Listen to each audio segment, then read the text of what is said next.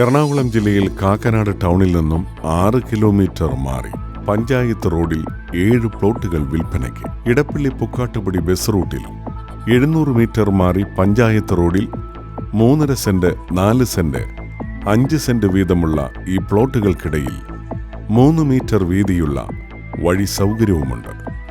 Seaport airport road, info park എന്നിവ 6 കിലോമീറ്ററിനുള്ളിൽ സ്ഥിതി ചെയ്യുന്നു.